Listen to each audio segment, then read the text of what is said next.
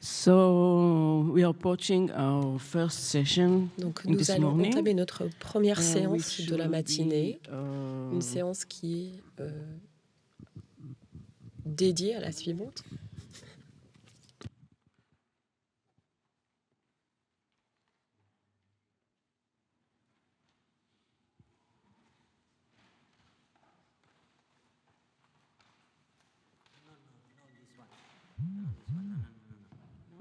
Not this one. This is something.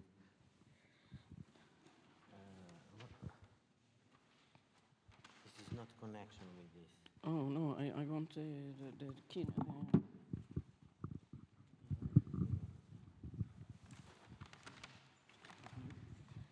We are starting a session, strategies Nous for natural commençons history museums in une the séance sur world les of stratégies challenges. pour les musées dans And un before I monde de introduce the défis. first Et speaker, avant de présenter I le would premier like to orateur, let you know je voudrais each speaker vous has, dire que chaque orateur 15 minutes a as a lot, 15 which minutes, means that, 15 it includes minutes, my y introduction, so compris I'm going to make it les very quelques short. mots que je The vais vous other dire thing maintenant. is that our Autant translators plus ask us, que les please traducteurs, speak les interprètes demandent à ce slowly, qu'on not parle too slow, but correctement, pas slowly, trop lentement surtout, so mais they pas trop can rapide pour qu'on translate, puisse because they're bien listening traduire. to what you're saying and they're translating it C'est right on listening. une traduction So please simultanée, make donc sure that, veuillez you parler correctement, s'il vous plaît. And I have these notes which will let you know Donc j'ai how quelques much petits time bouts you de have papier been qui left for vont speaking vous dire le when temps qui vous reste pendant during cette this. séance. Si jamais vous So the dépassez, je vais first vous dire. Donc, speaker is sans plus attendre, Johi je vais Sadia introduire Joy from Sadia India. She de is l'Inde. assistant professor Elle of est Indian Institution professeure of de... Heritage from India, from Delhi. Elle vient de And, Delhi.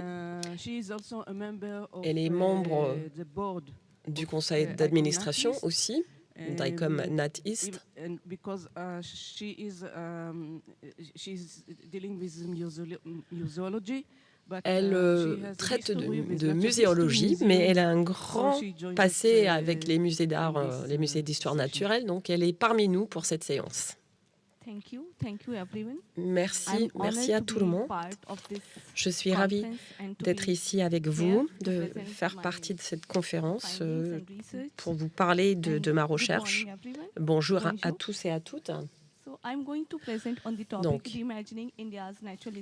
je vais vous parler des musées d'histoire naturelle en Inde et comment il faut les réimaginer.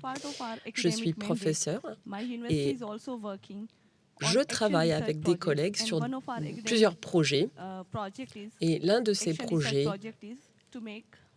est le suivant. Il faut faire en sorte que les musées d'Inde sont accessibles pour toute la société en Inde. Donc, ma recherche en fait, fait partie de ma recherche doctorale sur les musées d'histoire naturelle et aussi sur les sondages, sur les projets de recherche depuis 10 ans.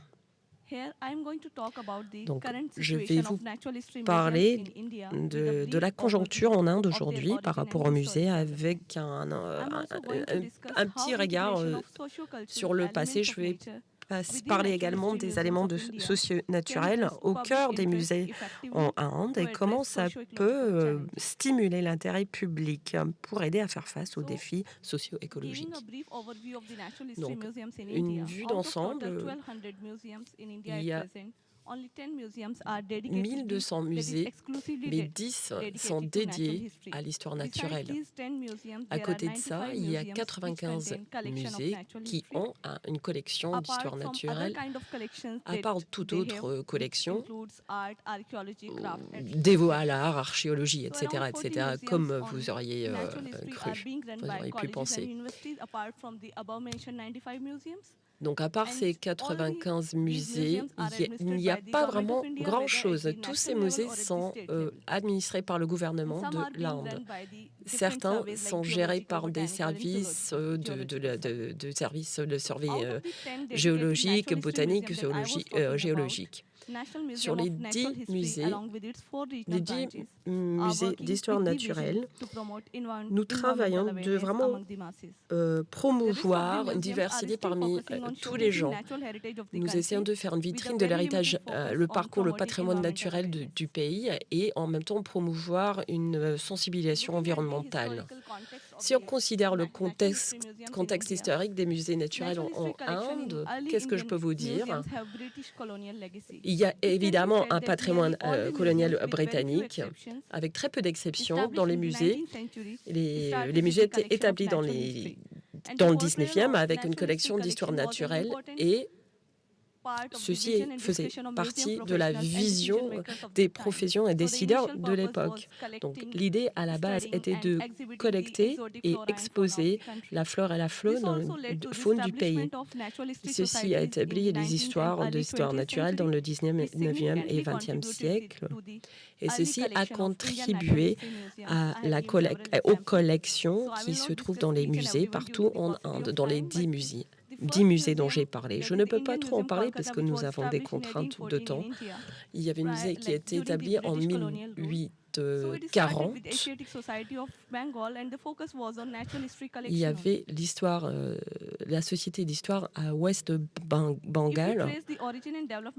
Mais si vous tracez l'origine des collections en Inde, pré-indépendance, vous voyez qu'il y a 125 musées et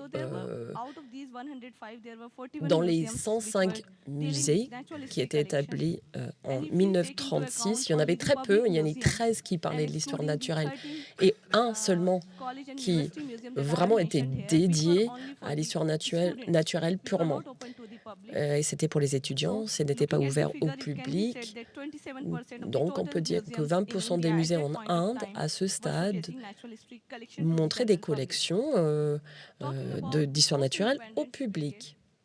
Alors, post-indépendance, il y avait 174 musées en 1959. Et si vous regardez, vous considérez les musées qui étaient ouverts au public, 18% soulignaient l'importance de l'histoire naturelle. Donc le pourcentage est très bas, était encore plus bas en 1959. Il y avait une transformation dans ces musées et le taux de croissance dans les musées qui avaient des collections, avait décliné depuis les années 50. Donc avec l'établissement du MNMNH, le Musée naturel d'histoire d'Inde, nous avons essayé de changer la tendance. La création de ces musées, les NMNH, a marqué une transformation importante qui a été influencée par l'importance des activités et des pressions environnementales. Parce que là, il fallait commencer à promouvoir une sensibilisation du public autour de ces problématiques. Surtout qu'en Inde, beaucoup d'étudiants, beaucoup d'enfants, etc., n'ont pas les moyens pour aller au musée. Donc, il fallait que cette information soit gratuite. Il y avait, en 1916, il y avait un incendie. Donc, les objets étaient déménagés dans d'autres zones d'Inde. Je pense que je vous ai montré ça sur la carte. Sur le nord-est, nous allons trouver une nouvelle antenne du musée d'histoire. Mais si on considère le positionnement de tous les musées en Inde aujourd'hui, vous voyez qu'il y avait une réussite. Nous avons 9 musées en Inde qui sont dédiés exclusivement à cela. Ça, c'était 2023. 2024 a vu la naissance d'un nouveau musée. Donc, sur les 1200 musées, nous n'avons que 10 qui sont dédiés à l'histoire naturelle en Inde. Donc, très peu. Donc, il y a une tendance qui est changeante. Vous voyez bien ça sur le graphique.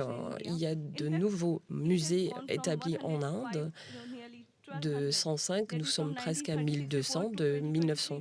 1936 jusqu'à 2023, mais des musées qui sont purement dévoués à l'histoire naturelle, on ne les voit plus. Et considérons la société indienne. Vous savez très bien, c'est un pays énorme, avec une population importante. C'est un pays qui est agricole. 34% des gens habitent dans les villes. Pour vraiment servir une telle population, non simplement géographiquement parlant, mais en termes de culture, en termes d'éducation, en termes de religion, il y a énormément de diversité. Il y a très peu de musées qui servent les besoins, qui répondent aux besoins d'une telle population. Et en fait, le réseau n'est pas très large. Si vous considérez la biodiversité de l'Inde, nous n'avons pas besoin d'encore plus de musées d'histoire naturelle, mais on a besoin de vraiment promouvoir notre héritage, notre culture, patrimoine culturel naturel. On a besoin de musées naturels d'histoire pour vraiment favoriser une sensibilisation aux crises environnementales, favoriser l'apprentissage de comment faire face à ces défis. Devant vous, vous voyez les parcs, ce qu'on appelle les parcs nationaux en Inde. Il y en a 104. Nous avons 29 territoires en Inde, 5 qui sont classés. Et c'est là où nous allons trouver les musées, mais il y en a très très peu.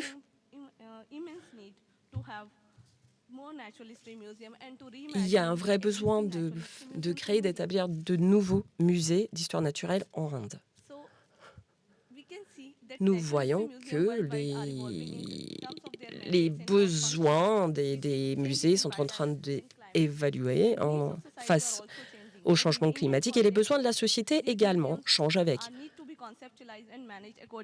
Il faut gérer ces musées selon les besoins de la société indienne. En Inde, je dirais que le public n'est pas vraiment sensibilisés à l'essence et à la pertinence de ces musées. S'ils étaient plus sensibles, peut-être, ok, mais ils ne sont pas au courant, ils sont pas vraiment, ils n'ont pas appris l'importance d'avoir un musée séparé, un musée qui n'est pas un musée simplement avec des œuvres d'art, mais qui se concentre sur l'histoire naturelle.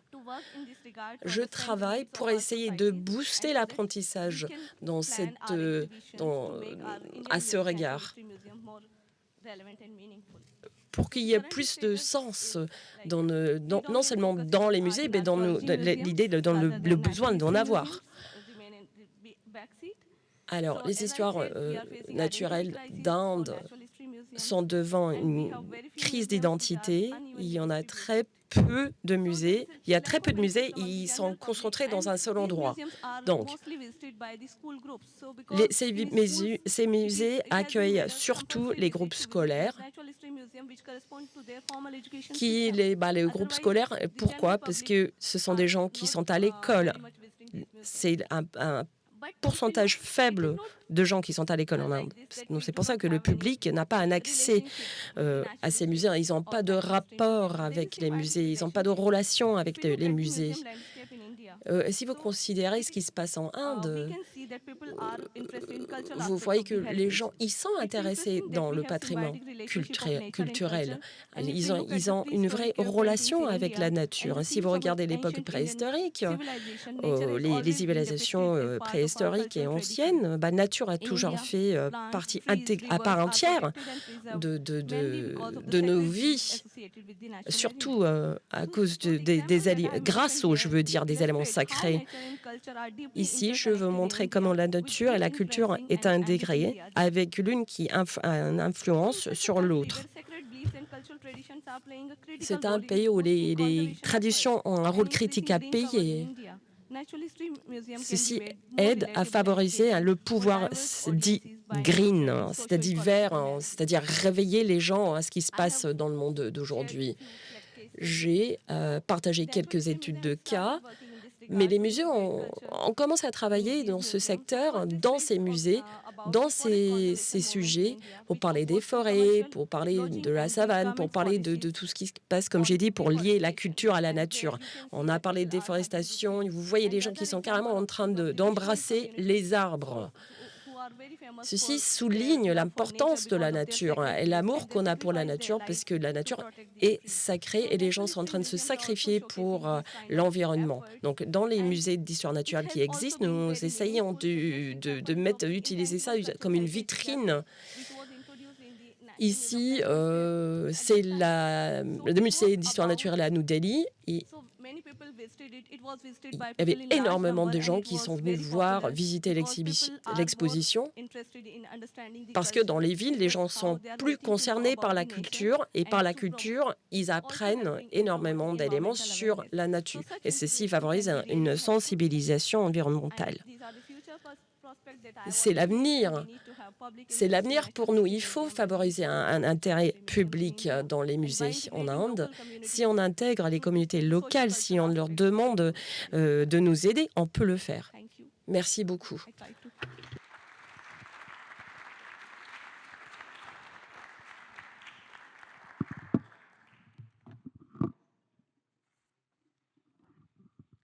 Thank you very much. Merci beaucoup.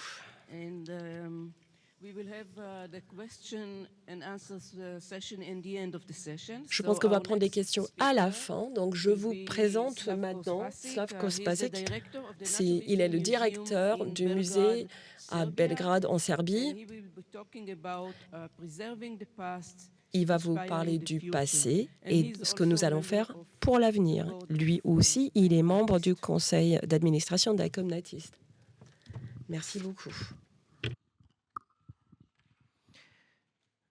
Chers collègues, dear colleagues, Chers collègues, c'est une grande joie pour moi d'être ici avec vous, des gens qui sont, habitants de notre planète Terre. Alors, je ne vais pas parler de mon musée, de notre musée serbe.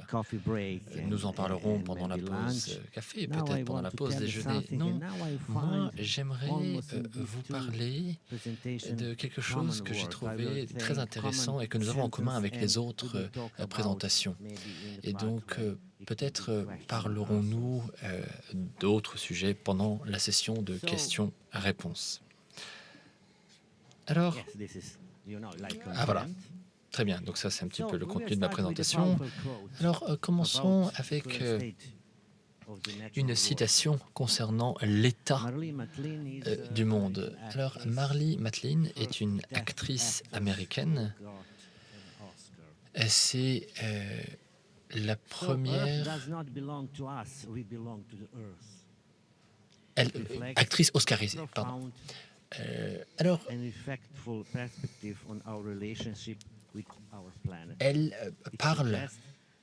elle suggère que plutôt que de considérer le monde comme une ressource à exploiter, nous devrions plutôt vivre avec la nature de manière interconnectée, comme faisant partie d'un même écosystème.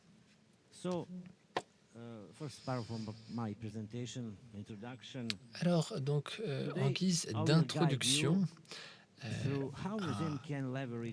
ma présentation, je voudrais vous parler un petit peu comment, au travers des collections dans les musées, nous pouvons changer les choses. Alors, on va bien sûr parler de comment nous pouvons admirer la nature en montrant la beauté et la diversité du monde naturel. On va parler, on va dire, de porter l'information au monde et la proposition de solutions.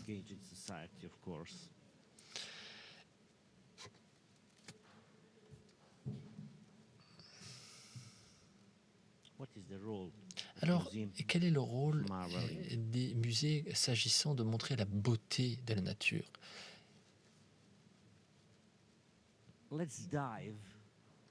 Alors, ce que je vous suggère, c'est que nous nous intéressions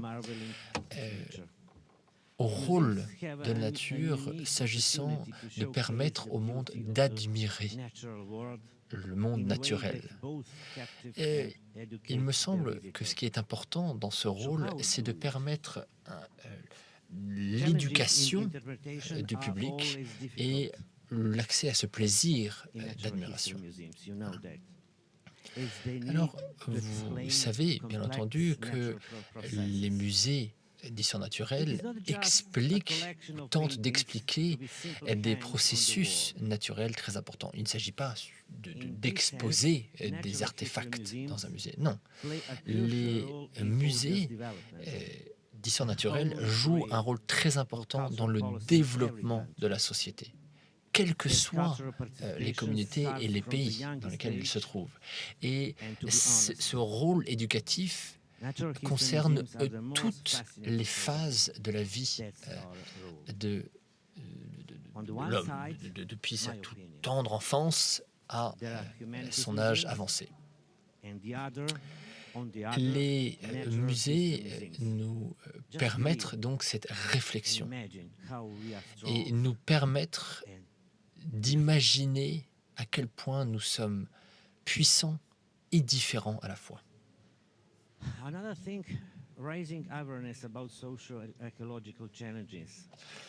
Un autre aspect très important des musées d'histoire naturelle, c'est leur compréhension de l'impact de l'homme sur la nature. Alors, regardez, vous voyez ici des images, donc des photos de notre musée d'histoire naturelle à Belgrade. Je vais dire quelques mots, c'est un musée qui est très petit. L'année prochaine, nous célébrons le 130e anniversaire de notre musée. Nous avons à peu près 2 millions de spécimens exposés, et ce n'est pas une blague, nous avons que 100 mètres carrés de galerie. C'est pas une blague. 100 mètres carrés de galerie et 2 millions de pièces d'art. Voilà. Alors, mais permettez-moi de vous raconter un petit peu la fin de cette triste histoire. Alors, c'est vrai que alors, nous n'avons pas, bien sûr, nous n'avons pas d'exposition permanente, n'est-ce pas? Mais nous avons eu un prix, nous avons obtenu un prix comme étant le meilleur musée de Serbie. Pourquoi? Parce que nous voyageons dans toutes les régions du pays. Nous allons vers le public. Nous n'attendons pas que le public vienne à nous. Et nos expositions sont bien entendu très intéressantes et attirent beaucoup de gens, et notamment des enfants, et partout en Serbie. Donc voilà un exemple un petit peu de nos expositions dans notre bâtiment. Alors, nous avons 2 bâtiments. Donc nous avons dans un bâtiment nos collections et dans l'autre bâtiment nous avons donc nos expositions. Donc comme je l'ai dit, le musée il est à Belgrade. Et il y a 10 ans, je faisais une présentation comme ça et je crois que quelqu'un de la com m'a dit « Oh, wow, mais ma chambre est plus grande que votre galerie. Donnez-moi le numéro de votre ministre de la Culture. » Bien. Et je vais lui dire 2 mots. Mais nous avons trouvé une solution. Et ce sera la dernière diapositive de la présentation. Ça fait 130 ans que nous rêvons de ceci. Et j'espère que nous arrivons à un terme positif et que nous allons réussir à faire de ce rêve une réalité. Mais nous y reviendrons. Alors, voilà. Bien sûr, l'impact sur les visiteurs est très important. Regardez et voir l'expression dans le regard des enfants, c'est incroyable. C'est incroyable. Et je sais que vous le savez, la joie de nos visiteurs quand ils viennent admirer nos collections. Et c'est vrai, j'en parlais avec Nicolas. Et c'est vrai, je suis d'accord avec Nicolas d'ailleurs. La culture n'est pas uniquement un fait d'art. Les collègues avant moi parlaient donc les musées d'histoire naturelle sont comment dire, certains ont fait faillite. Pourquoi? Parce qu'on n'a pas su mettre l'importance sur ces musées et reconnaître l'importance de ces musées. Mais surtout à notre époque, où nous vivons des périodes troublées, où la nature est en danger, il faut que ceci change. Alors bon, attendez, je vais essayer d'accélérer mon propos. Alors, bien entendu, le rôle du musée, un des rôles, c'est de porter la connaissance au public des différents sujets ayant trait aux défis socio-écologiques. Alors attendez, là j'ai quelques défis socio-techniques avec l'ordinateur. Permettez-moi juste un instant. Voilà, ça y est, super, merci beaucoup. Pardon pour ça. Alors, en résumé, donc,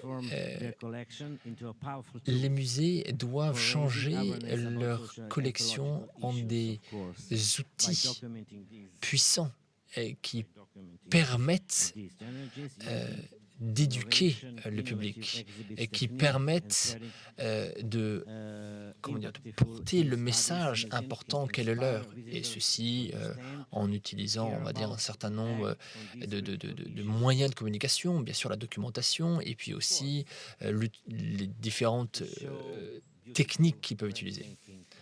Alors bien sûr, là, on peut vous montrer des images incroyables.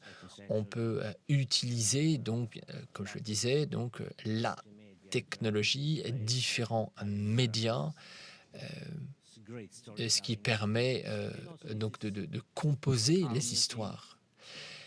Et donc, dans nos musées, les expositions jouent un rôle important s'agissant de faire comprendre l'importance de l'interaction entre notre humanité et la nature. L'idée n'est pas uniquement de venir regarder des artefacts. Non, l'idée est de permettre aux gens, et grâce à notre interaction, de prendre les choses en main, d'une certaine manière, et de devenir acteurs. Alors, donc, comme je le disais aussi, donc, un des rôles des musées, c'est de proposer un futur qui soit désirable. Alors, bien sûr, il y a plusieurs manières de le faire.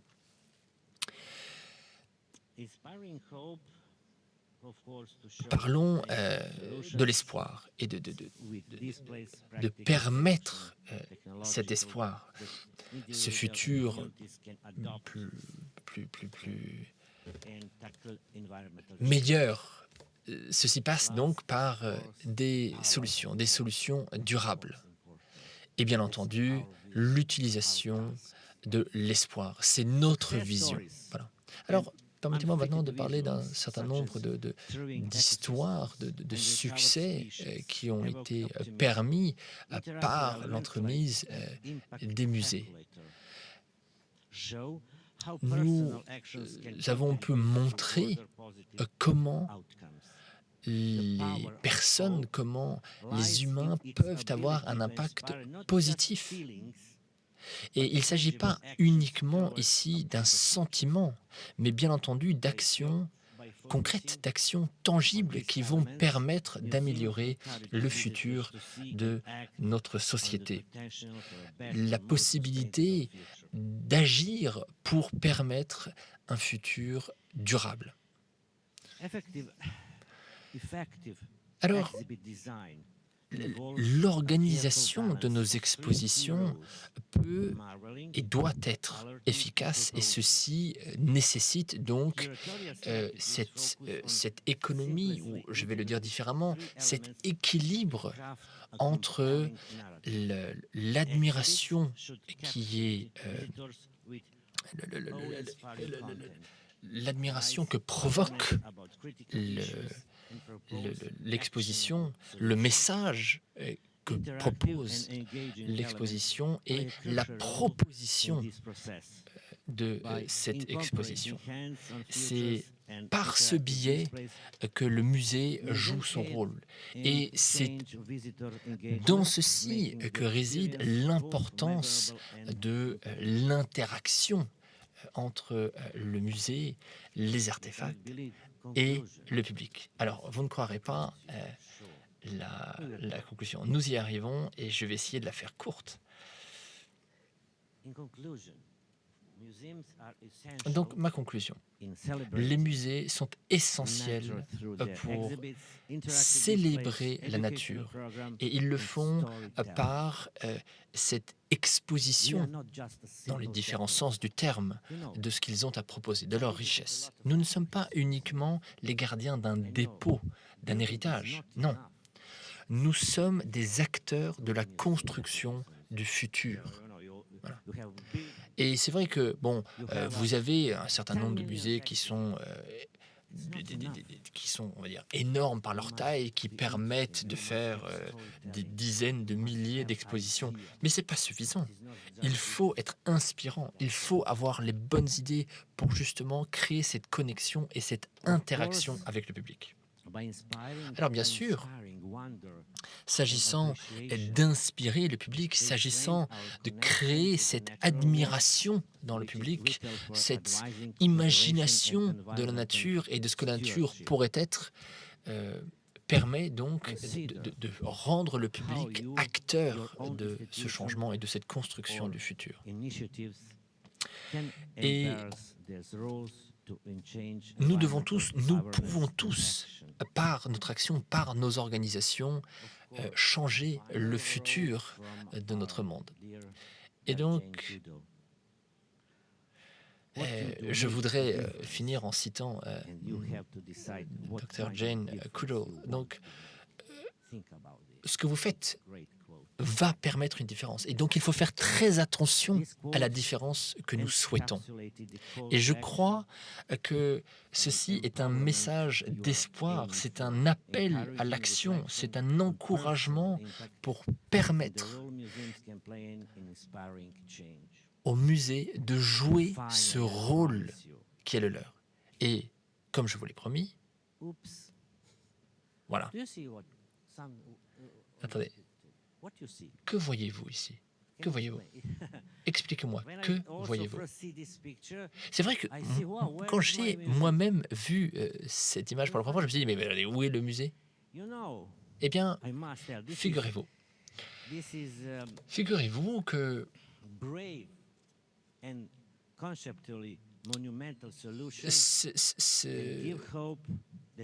cette œuvre, parce que c'est ce que nous devons dire, est un acte extrêmement osé à plusieurs points de vue, architecturaux notamment.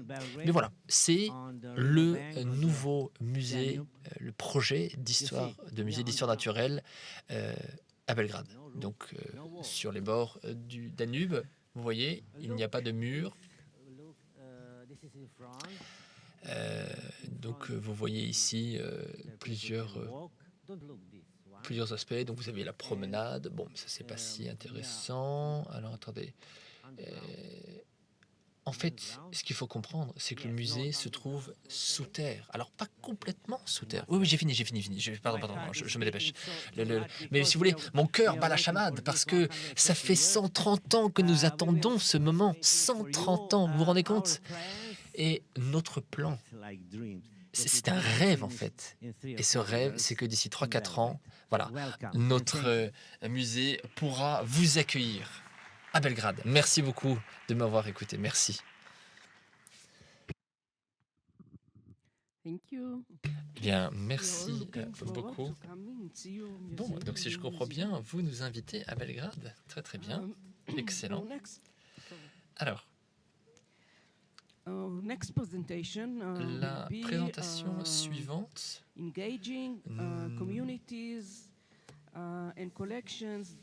concernera l'engagement entre les communautés et les collections. Le projet Zugvögel et son rôle dans le discours socio-écologique. Donc, nous allons donc entendre Linda Gallet, qui est conservatrice au musée de Naturkunde à Berlin, en Allemagne. J'espère que je n'ai pas écorché ni le nom de notre présentatrice, ni de son musée. Et nous avons également Uwe Moldrik et Bonnie Dietermann, qui travaillent également pour le musée de Naturkunde de Berlin. Bien, je vous promets que nous serons très rapides. En tout cas, on s'est entraîné pour être très rapide. Donc, merci beaucoup pour votre invitation. C'est pour Bonnie, Linda et moi-même une grande joie d'être avec vous. Et donc, nous sommes là pour vous présenter notre nouveau projet, un projet qui concerne l'ouverture de nos collections scientifiques aux visiteurs de notre musée. Alors, à Berlin, nous avons la chance d'avoir une équipe qui organise, on va dire, ses propres expositions. Et nous trois faisons partie de cette équipe. Voilà. Alors, comment est-ce qu'on fait pour repasser les diapos? C'est comme ça, super, merci Bonnie, génial. L'importance de l'équipe. Alors, le musée für Naturkunde fait partie des plus grosses institutions de la sorte en Europe. Le bâtiment est un ancien bâtiment. Beaucoup d'usure, en effet, et rénové qu'à 25% depuis la fin de la Deuxième Guerre mondiale.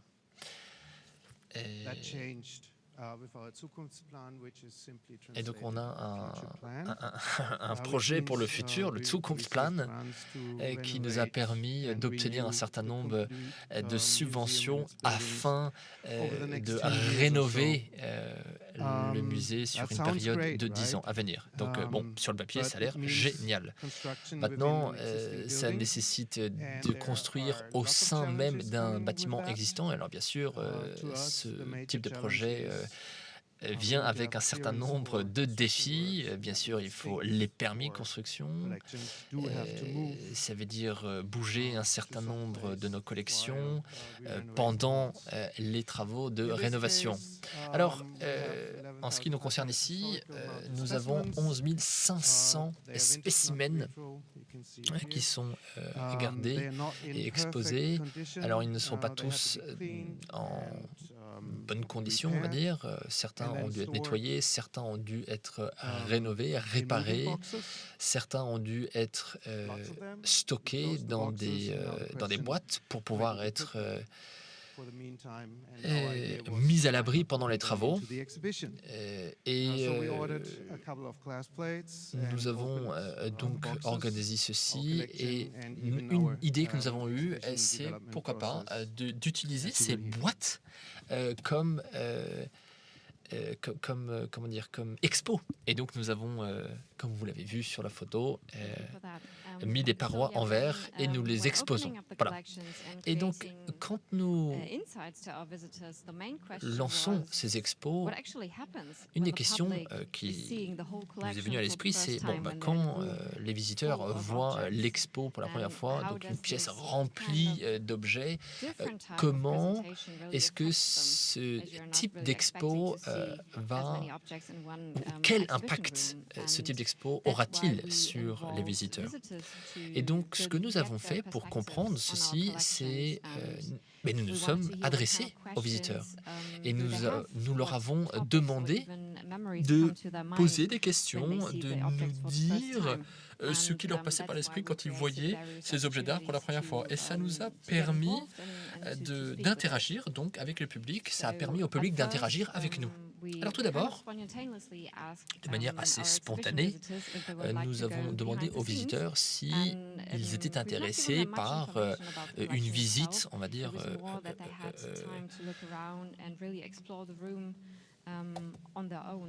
en arrière-scène, si je peux le dire ainsi. Et donc, ça permettait de comprendre comment eux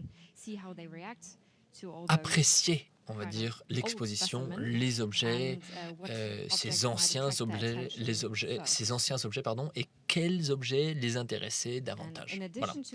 En plus de ça, nous avons également organisé un certain nombre d'ateliers qui permettaient de discuter des objets d'art exposés plus en détail, et nous avons pu aussi avoir des discussions avec les sachants, mais également avec des non-sachants, ce qui permettait différents niveaux d'interaction et ce qui permettait aussi d'avoir différents points de vue, des points de vue internes, des points de vue de sachants, des points de vue de visiteurs.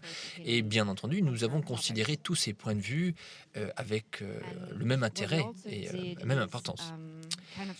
L'idée globale était de créer une expérience facile, des offres faciles. Et donc, vous avez un exemple ici, par exemple, une opération post-it où les visiteurs pouvaient simplement proposer un certain nombre d'idées. Voilà, donc ils ont pu faire ici, par exemple, écrire un certain nombre de suggestions concernant des objets ou des types d'expositions. L'idée était pour nous de comprendre comment nous pourrions utiliser nos collections pour améliorer l'interaction avec le public. 350 participants, visiteurs ont participé à cette approche. Et c'est vrai que ça a vraiment eu un impact sur notre approche de la conservation de ces objets d'art.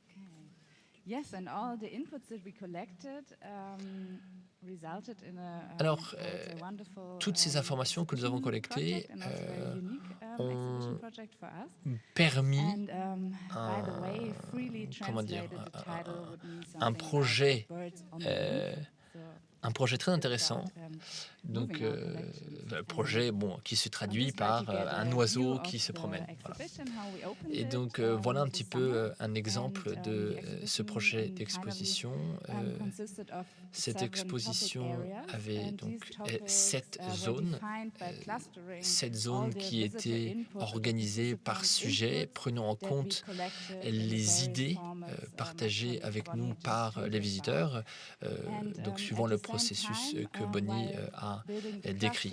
Et donc, pendant que nous organisions cette exposition, nous assurions que toutes les caisses contenant les objets pourraient être accessibles à nos collègues conservateurs pendant l'exposition, parce que l'exposition n'était pas une exposition éphémère, c'est une exposition qui allait durer pendant un certain nombre d'années, et donc il fallait bien sûr que les collègues aient accès aux objets d'art pour les différents besoins d'études, ainsi de suite. Donc vous voyez ici comment nous avons donc organisé ceci. Donc nous avons superposé les caisses, nous les avons décalées un petit peu pour permettre un accès plus facilité.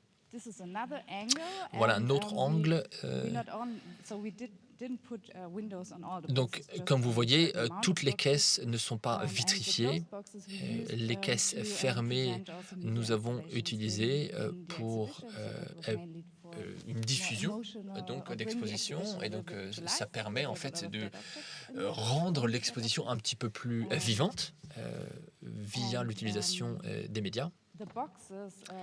Et les caisses, au final, étaient, comme vous le voyez ici, assez utiles, même pour afficher un certain nombre d'informations concernant les objets exposés. Donc vous voyez ici les petites pancartes que nous avons pu fixer grâce au cadre en bois. Donc voilà, bon, la question que vous pourriez avoir, vous, ici, à cette conférence, c'est pourquoi est-ce que ce projet est si spécial et pourquoi en parlons-nous? Alors, comme Uwe l'a dit dans son propos liminaire, nous sommes une équipe de professionnels et nous avons un certain nombre, on va dire, de spécialités propres. Et donc, en général, quand nous approchons, notre approche, disons, d'une exposition, c'est une approche, on va dire, relativement normée et qui prend en compte contre, on va dire, notre formation et notre approche. En l'occurrence, ce n'est pas du tout ce qui s'est passé. Nous avons bien sûr cette exposition qui utilise, on va dire, des caisses vitrifiées, mais en fait, l'exposition a été organisée de manière assez aléatoire, vous voyez, et nous avons essayé de ne pas impacter par notre biais de formation le projet. Voilà. Et c'est vrai que nous avons aussi travaillé sur un certain nombre de sujets connexes, on va dire, concernant l'histoire des objets notamment. Et ce qui était intéressant, c'est que dans notre interaction avec les visiteurs, nous nous sommes aperçus qu'il y a un certain nombre de choses que nous voyons, conservateurs, que le public ne voit pas. Donc que les objets sont anciens, qu'ils sont sales, qu'ils sont poussiéreux, qu'ils sont... Voilà. Mais en revanche, ils se souviennent de, tiens, en voyant tel objet, ils ont été, je ne sais pas, dans cette... dans un endroit où ils ont rencontré ce type d'animal en l'occurrence, ou pour certains, ça leur rappelait un film ou un livre. Voilà. Et c'était très intéressant, presque illuminant pour nous en tant que conservateurs. Et ça a vraiment influé notre approche. Et donc on a pu intégrer un certain nombre de sujets, la biodiversité, l'impact sur l'environnement, une histoire, on va dire, de l'interaction entre l'humain et le monde animal, les animaux domestiques, les animaux sauvages. Et, voilà. Et tout ceci était intégré dans l'exposition. Donc un certain nombre de sujets, beaucoup de sujets qui, en fait, sont des sujets d'actualité. Alors pourquoi ce sujet est-il important? Eh bien, en fait, cette nouvelle approche a changé notre approche de la conservation des objets d'art. Et ça nous a encouragés et ça nous encourage à aller encore un peu plus loin et à essayer de répliquer ce modèle, à ouvrir davantage de collections. Voilà. Alors, si ça vous intéresse, pourquoi pas, suivez notre actualité, venez nous visiter à Berlin. Voilà. Et merci beaucoup de nous avoir eu encore une fois.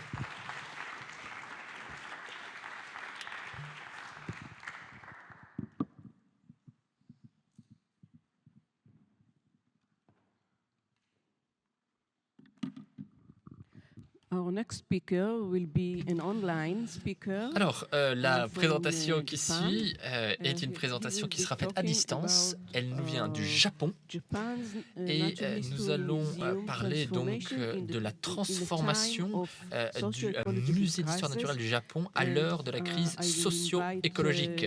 Et je voudrais donc inviter Yunao Zhang, qui est doctorant à l'université Hokkaido, à prendre la parole. Vous avez la parole. Merci de votre introduction. Je suis étudiante en 2024.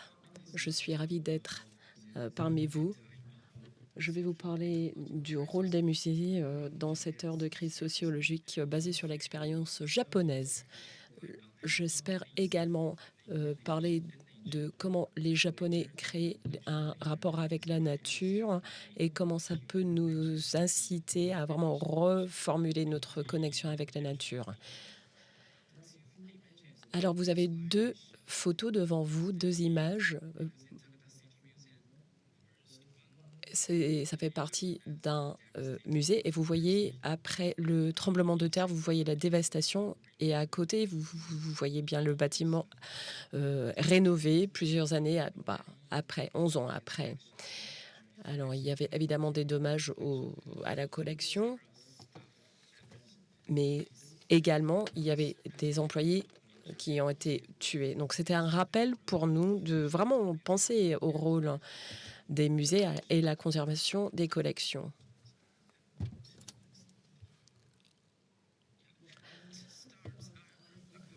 Alors, je vais vous parler de l'histoire des musées au Japon. Donc, pendant la période d'Edo, nous avons exposé la notion de connaissance parmi les universitaires et en essayant de réveiller les curiosités dans le public. Basé sur la science et la philosophie, le Japon a ouvert son premier musée. C'était dominé à la base par des collections d'histoire naturelle. Pourtant, avec la modernisation du pays, l'histoire naturelle devenait de moins en moins importante, on va dire, centrale. Donc, les conservateurs dans le musée d'histoire naturelle sont dans la minorité aujourd'hui.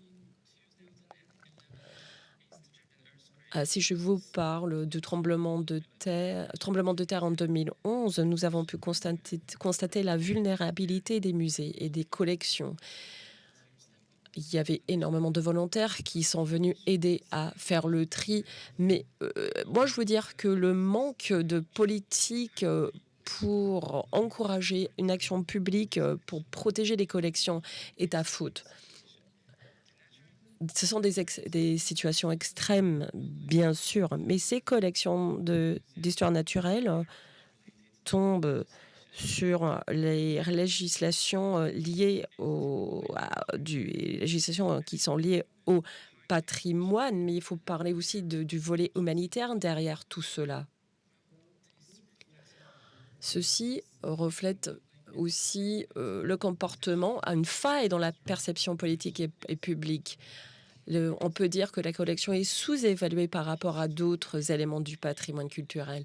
Historiquement, les musées a souligné l'importance des éléments culturels en liant l'art à l'identité japonaise. Les musées, à l'époque, étaient considérés comme une plateforme pour des politiques nationales.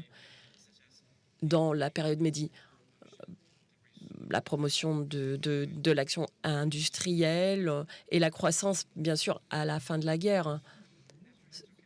Les collections étaient vraiment un outil pour l'éducation, pour la promotion de la production industrielle, plutôt que comme des éléments de patrimoine culturel.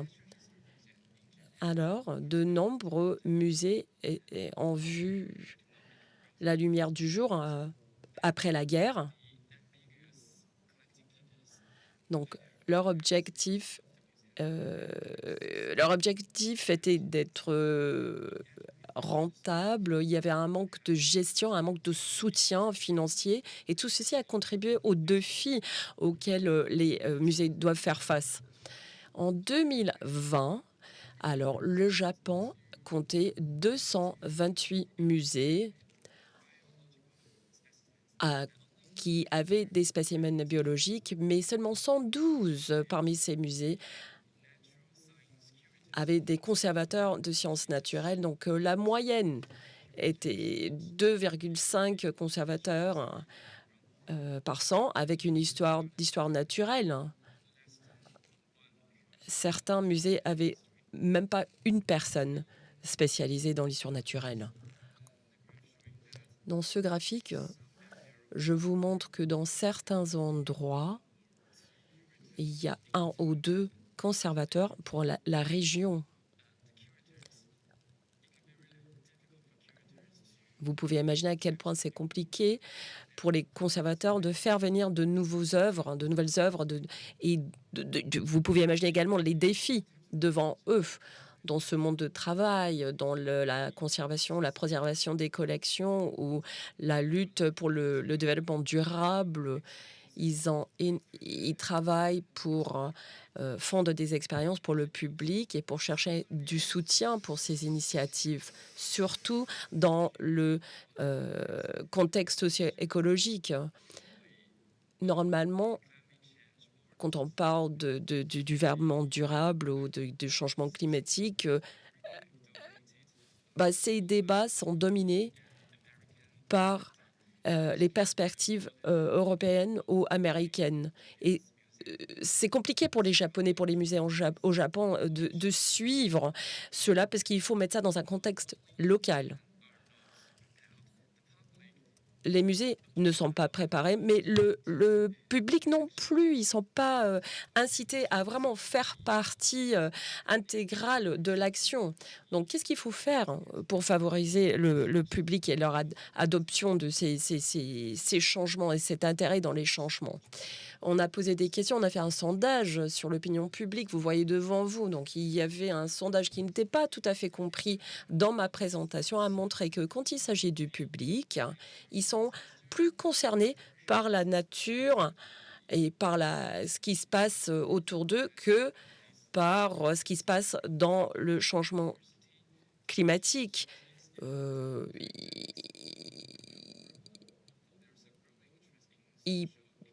Ils pensent que c'est déjà peut-être trop tard même pour le changement climatique. C'est compliqué de comprendre comment traduire ces résultats.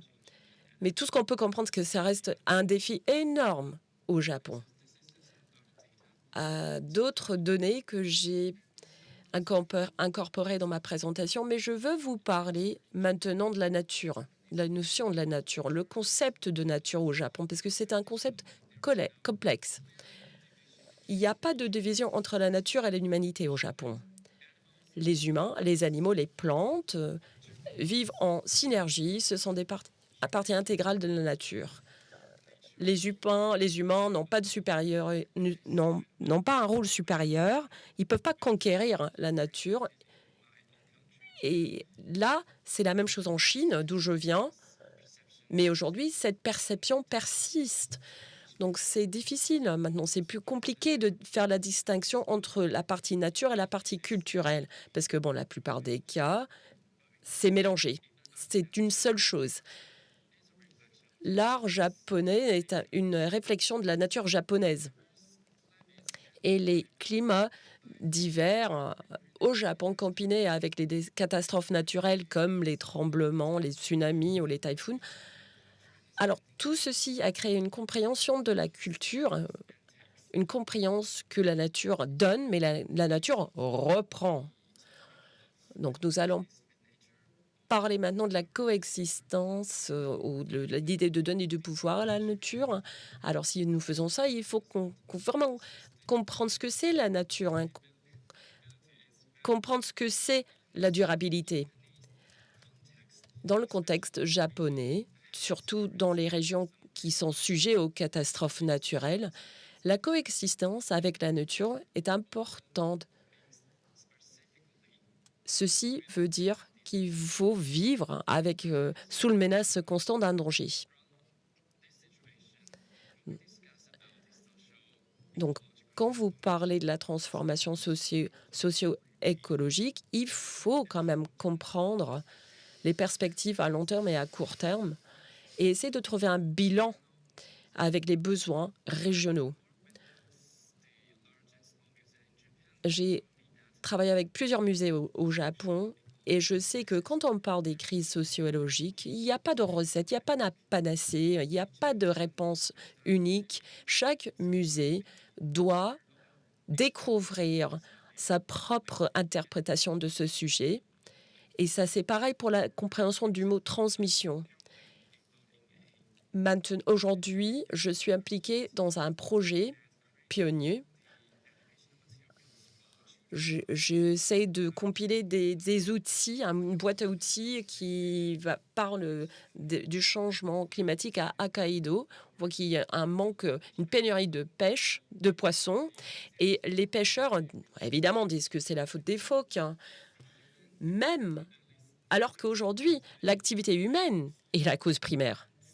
La raison primaire. Donc, les scientifiques ont du mal à communiquer la vérité envers les pêcheurs. Parce que la pratique culturelle est ancrée dans les traditions dans cette région. Mais ceci souligne que si on arrive à souligne que c'est très, très compliqué parfois de changer les esprits des gens. Il faut cibler l'environnement, il faut cibler la culture si vous voulez changer leur compréhension de la nature. Avec les données, il y a énormément de personnes qui sont à bord. Maintenant, pour raconter l'histoire, c'est un récit sur la pêche. Qu'est-ce qui se passe? Peut-être que vous avez besoin de manger un poisson que vous n'avez jamais mangé pour soutenir l'industrie. Et pour les pêcheurs, peut-être c'est une opportunité de faire autre chose, d'aller chercher d'autres poissons parce que l'eau est moins chaude, l'eau est plus chaude, etc. De changer la culture à la base de cette activité. Où nous sommes en train de développer la collection d'histoire naturelle pour pouvoir raconter un récit qui lisse les histoires aux cultures, à la culture dans des régions différentes. Et nous espérons encourager, faire naître une notion de responsabilité. L'idée est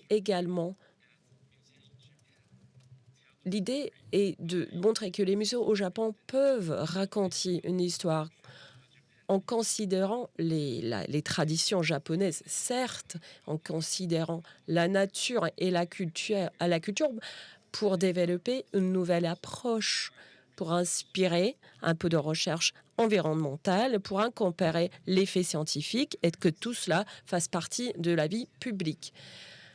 Voilà notre exemple de ces initiatives vraiment menées par les musées. C'est l'utilisation de la culture pour connecter la biodiversité locale avec la vie de tous les jours, la vie quotidienne. Ici, il s'agit de présenter les problèmes scientifiques, les effets environnementaux, à travers, pourquoi pas, la nourriture, les éléments culturels, et parler de notre rapport avec la nature. Comme j'ai dit, c'est déjà très ancré dans la vie traditionnelle. Donc, c'est plus facile de parler aux Japonais à travers cette approche en lien. Donc, on lie la collection à la vie quotidienne des gens par la culture, par la nourriture. Nous pouvons avoir un impact énorme sur les comportements et avoir un impact sur la sensibilisation à ce sujet. C'est peut-être élémentaire au Japon, mais nous oublions parfois de revenir aux basiques. Donc, pendant ce projet, qu'est-ce que nous voudrions faire? Systématiquement, nous voudrions savoir si ça marche. Donc, les défis, les défis devant nous pour les musées au Japon sont les suivants. C'est d'avoir un impact sur la sensibilisation, d'impliquer les gens de tout ce que nous faisons, utiliser des actions pour raconter une histoire naturelle qui reflète les narratives culturelles. Je pense que c'est une approche efficace. Il y a une transmission, un transfert aujourd'hui au Japon. Il y a un transfert de valeurs culturelles. Nous pouvons définir des objectifs clairs pour la transformation. Si vous voulez parler d'un sujet global, alors quel est l'objectif? Quelles compétences sont nécessaires? Comment avoir une influence sur l'action, le résultat? Comment impliquer le public? Et j'espère moi-même que ceci aidera les musées au Japon à montrer leur valeur au public et peut-être, pourquoi pas, aide dans la transformation des règlements et des législations qui manquent au Japon aujourd'hui. Donc, merci beaucoup de votre attention.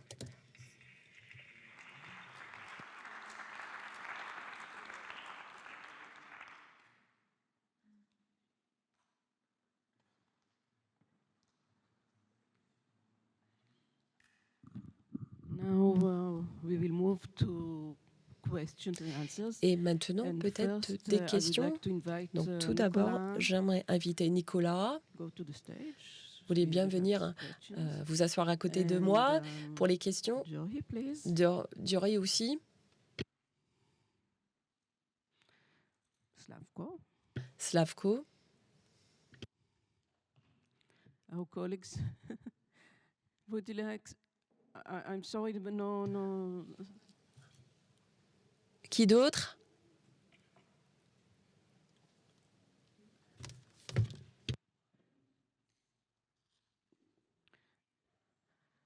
Well, I'm not familiar with the technically. Donc je suis pas très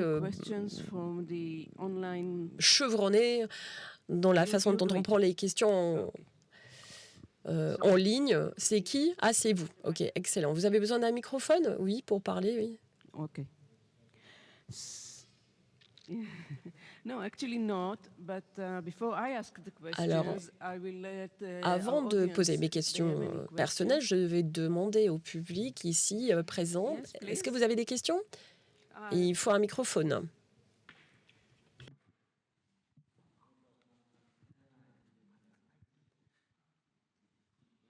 Bonjour, Agnès Parent du Muséum national d'histoire naturelle, Paris.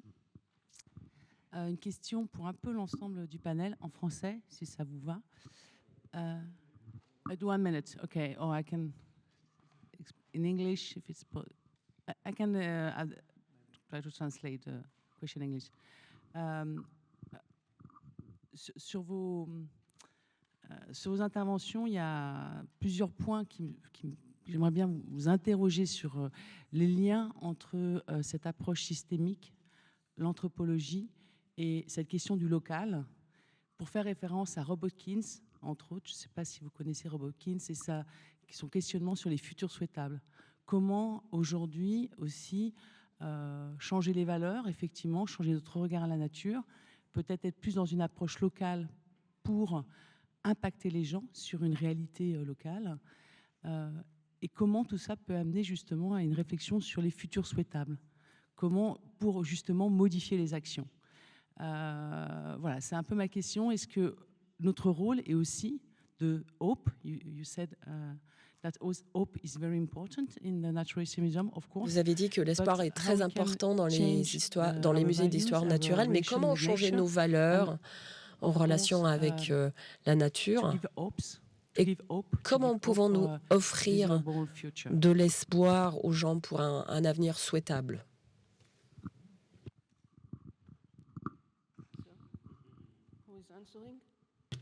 Qui voudrait répondre? Je vais commencer. C'est une question très importante. Alors, je n'ai pas beaucoup de temps, donc j'ai parlé des éléments basiques. Peut-être que je me suis concentrée sur le fait qu'il faut questionner des valeurs. Mais en même temps, ce serait mieux, en tant que proposition pour le public, ce serait mieux de, je ne sais pas, de proposer des traces pour un nouveau récit, pour de nouvelles narratives. Je pense que nous avons parlé de politique ici ce matin, le rôle des musées. Le musée, c'est un endroit, vraiment un endroit où on peut créer un nouveau récit. Je pense que c'est très important et je vous remercie d'avoir ajouté cet élément. Je ne l'ai pas utilisé pendant ma présentation parce que je me concentrais justement sur le champ de valeur, etc. Mais c'est quelque chose qui est vraiment primordial pour nous. C'est de plus en plus intelligent de vraiment discuter de cette façon, mais en même temps avoir des espaces ouverts, des endroits où on peut penser à l'avenir souhaitable. Et quand je parle des débats ouverts, je parle de plus que ça. C'est vraiment présenter peut-être des trames ou des idées, des consignes pour travailler vers un avenir souhaitable de façon vraiment positive. Vous connaissez les termes. Et il y a un terme écomusée. On a entendu ça pour la première fois dans les années 66, mais je pense que nous tous, on doit être des musées locaux qui les musées qui font participer les gens de la ville ou du coin, etc. Ce n'est pas important d'avoir un super bâtiment qui est vide. Ça, c'est pas notre objectif. Il faut parler aux gens, il faut parler avec les sociétés locales, avec des gens locaux, parce que ça, c'est intégral à la réussite. Il faut qu'il fasse partie de notre travail. Ce n'est pas simplement suffisant de créer un bâtiment. Non, le gouvernement local également a un rôle à jouer. La municipalité a son rôle à jouer. Le musée doit être un endroit, une base d'apprentissage. pédagogique. Nous parlons de cela dans ICOM, nous parlons beaucoup de comment on peut changer des règles. Les musées, une fois statiques, ne le sont plus. Ça, c'est une vision du 18e. Aujourd'hui, les musées font partie intégrale de la société. Dans un musée, il faut parler, il faut débattre, il faut discuter. C'est un récit, c'est un narratif, ce n'est pas simplement un affichage de faits accomplis. Il faut avoir une conversation et parfois nous allons tomber sur des sujets compliqués, mais c'est notre chez nous, c'est notre foyer. Il faut qu'on puisse parler de son foyer. Et le foyer de l'un et de l'autre, c'est qui? C'est quoi? C'est la Terre, c'est la planète. Et ceci est important pour tous les musées, mais surtout les musées d'histoire naturelle. Notre rôle est primordial.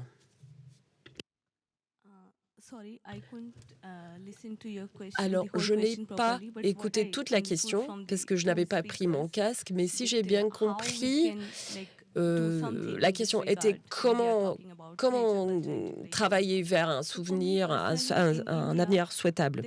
En Inde, il y a plusieurs activités de sensibilisation. Et nous travaillons toujours à cette fin. Nous essayons de toucher les gens qui ne peuvent pas venir jusqu'à chez nous. Donc nous allons les retrouver. Nous allons dans les sociétés, dans les communautés un peu plus éloignées. Je travaille justement sur un projet qui traite de ce sujet. Je travaille avec des musées, mais je travaille avec tous les musées. Mais je suis impliquée plutôt au niveau de décideurs, de politiques. Alors, ce que nous avons appris des études de cas, nous sommes sortis parler dans des communautés. Nous faisons ça pour le patrimoine culturel, mais surtout avec les musées d'histoire naturelle. C'est ce qu'on dit en anglais, on dit c'est très remarkable, ça se vend bien, puisqu'on essaie de créer des rapports, des liens. Donc des musées cherchent à impliquer les gens dans les villages les plus éloignés. C'est la sensibilisation des communautés, du public. Ceci nous aide à promouvoir la sensibilisation de façon très générale, parce qu'il présente des exemples pour la génération suivante. J'ai parlé de la communauté Bichoy. Bon, nous travaillons avec ces communautés. Les musées des musées d'histoire naturelle travaillent avec ces communautés indigènes. Et il y a plusieurs exemples comme ça, plusieurs exemples que nous montrent que nous avons réussi à ramener le public dans les musées. Par contre, c'est nouveau. Nous sommes toujours à la phase, je suppose, incipiente de tout cela et nous avons du mal à faire venir les gens. Alors, moi, j'aimerais être un peu plus provocateur dans ma réponse.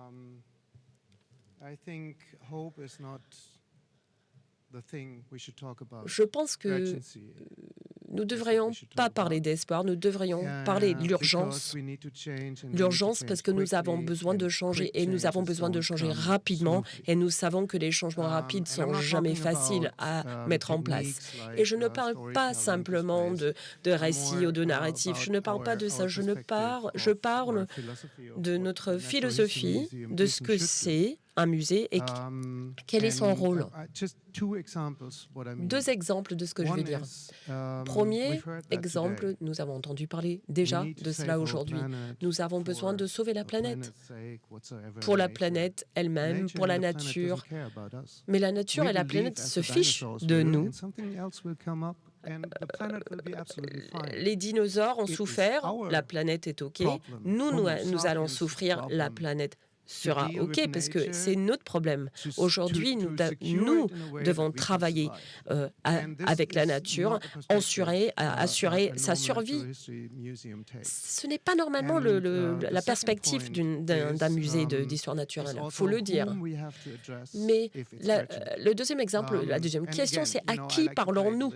C'est urgent, donc à qui parlons-nous? Je sais que je suis provocateur, donc Soyez indulgents. Depuis des années, nous avons prêché que la génération suivante, c'est notre public ciblé, sachant que nous sommes des professionnels et nous travaillons dur et nous réussissons. Nous avons eu des milliers et de milliers et de milliers d'enfants qui passent dans nos musées, dans notre système éducatif. Mais la situation sur la planète s'empire. Je pense qu'il faut agir. Une petite fille, Greta, qui est là en train de manifester pour un avenir souhaitable, mais nous sommes en train de cibler la génération suivante. Il faut les soutenir, il faut les aider à prendre des décisions pour la suite, parce que c'est à eux de prendre les décisions pour la suite. Et je pense que ça, c'est aussi le rôle des musées naturels. Parler aux gens qui peuvent éventuellement faire un changement et pas mettre toute la pression sur les épaules de la génération suivante. Ça n'a jamais marché de toute façon.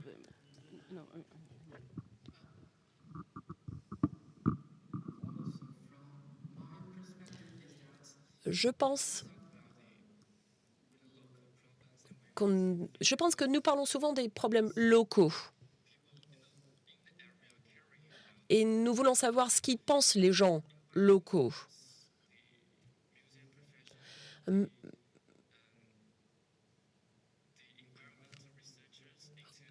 Quand vous invitez les universitaires et les scientifiques à faire partie du débat, vous faites venir les gens non, pas simplement les scientifiques, mais faites venir les gens de tous les échelons de la société, les étudiants, les jeunes. Quand on parle de l'environnement, nous ne savons pas du tout comment ces changements vont être mis en place et qu'est-ce que c'est un changement. Donc, on a cette question sans réponse. Nous n'avons pas de réponse nous-mêmes, mais je pense que la réponse vient de tout le monde. La réponse vient des gens qui sont en dehors de notre secteur aussi. Je pense que c'est important de considérer les réponses de tout le monde. Vous nous avez montré les étapes. Il faut parler de la sensibilisation, de la militance. Mais vous avez peut-être oublié la connaissance, le savoir-faire. Nous sommes une base pour le savoir-faire scientifique. Les gens, ils ont besoin de la connaissance, des faits. Ils ont besoin d'avoir des faits pour pouvoir prendre des décisions. Alors, moi aussi, je vais être provocatrice. Le musée devrait être un espace sûr pour poser des questions et pour inciter un débat sur les sujets qui sont difficilement traités, les sujets qui sont un peu tabous. Moi, je voudrais ajouter quelque chose. Je voudrais ajouter une autre façon de parler de la sensibilisation du public. Moi, je fais partie maintenant du centre, je suis adhérente du centre de la science citoyenne. Nous travaillons dans deux sens. Quand il y a un scientifique qui voudrait apprendre quelque chose, il demande au public de l'aider. Mais il y a aussi l'autre sens qui est encouragé. Dans un village, ils ont constaté qu'il y a un problème d'eau. Il y a de la pollution dans le cours d'eau. Donc, ils ont créé un projet de science citoyenne pour surveiller la pollution. Et les gens qui font partie du comité vont à la municipalité pour parler de ce problème dans le cours d'eau et demander des solutions. À ce moment-là, la société, les gens du village sont impliqués dans les problématiques environnementales. Ils ont également une position très forte pour aller demander de l'aide du gouvernement et des pouvoirs locaux. Je pense que ça aussi, c'est important. C'est peut-être pas, ça fait partie de notre périmètre aussi d'encourager cette science citoyenne. I agree with colleagues. It is not provocative. It's Non, c'est pas provocateur, c'est un fait. Comme je vous ai dit, il y a énormément d'enfants qui sont venus au musée, mais on a besoin des décideurs. Et c'est pour ça que je vous parle de éco-muséum. Éco, ça ne veut pas dire écologique, forcément. Ça veut dire quoi? Ça veut dire public, localité, locale, municipalité, ville, village. C'est super, c'est important d'avoir des enfants dans les musées. Mais il ne faut pas ignorer qu'on a besoin de ces décideurs pour qu'on puisse travailler avec des enfants. C'est une chaîne logique. Et comme ça, nous allons vers un désir souhaitable. Et donc, merci Dorit.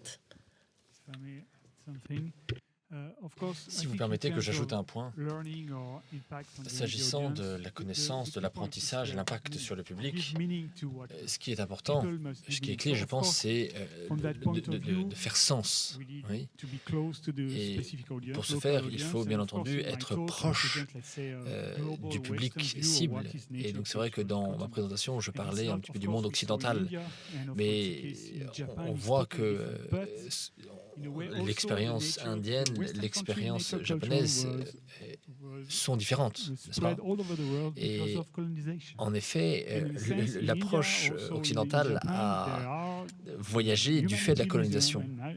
Et maintenant, donc en Inde et en Japon, on a les différents musées. Et donc du coup, il faut ajouter, on va dire, différentes échelles dépendamment du public qui est cible. Et donc si on considère ça à l'échelle de l'Anthropocène, bon, voilà, il faut avoir du coup la même approche. Bien. Et pour à mon tour être provoquant, parler d'urgence, c'est en effet une manière de, comment dire, ajouter du sens au message. Mais il y a d'autres manières de faire.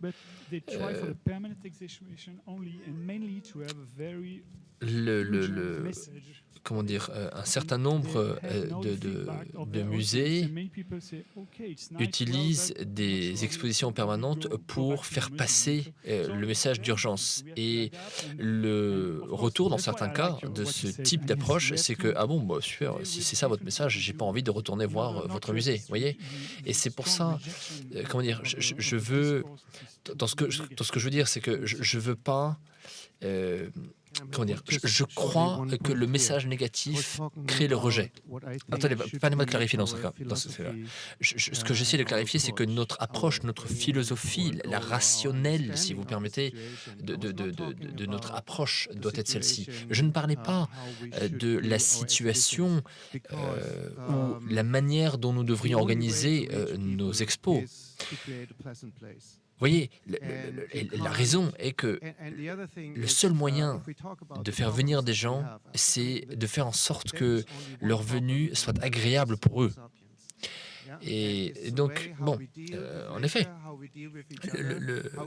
ce qui est important, et dans notre approche, il faut que nous nous considérions comme Homo sapiens et notre interaction entre nous et notre interaction avec la nature. Et donc, ce que j'essayais de dire, c'est que si on continue comme on continue, bon, bah, en fait, on va disparaître. On va se faire disparaître nous-mêmes.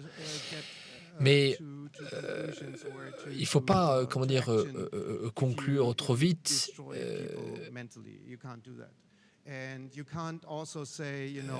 Et en effet, si on, comment dire, si on est trop extrême, on va dire, dans son approche, bah, en fait, oui, en effet, on est contre-productif. Si on dit, par exemple, pour sauver la planète, il faut arrêter de voler, pour sauver la planète, il faut qu'on arrête de faire ceci ou cela, ça peut, dans certains cas, être trop excessif, disons. Et je me souviens d'ailleurs que un de nos collègues qui essayait de mettre en œuvre, on va dire, le message qu'il portait, a fini par faire une dépression. Bon, et donc voilà, si on veut sauver notre humanité, il faut que nous améliorons les décisions que nous prenons.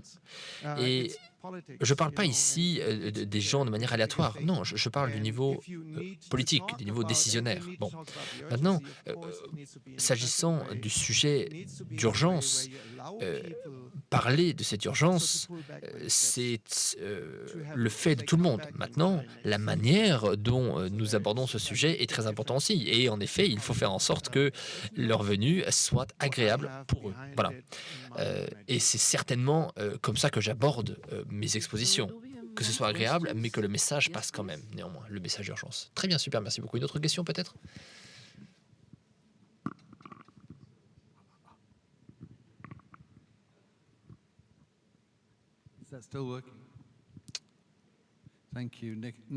Bien, merci. Nicolas Swat. J'ai une question pour nos amis de Berlin. Prenons en compte que 90 à 95% de vos collections sont stockées.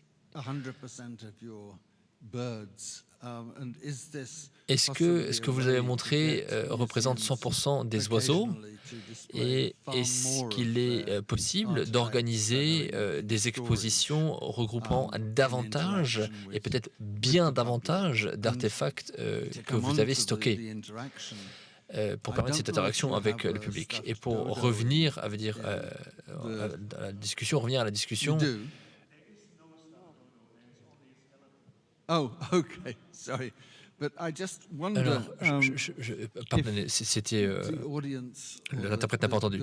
En tout cas, je me demande si les visiteurs ont été confrontés, en visitant votre musée, avec des espèces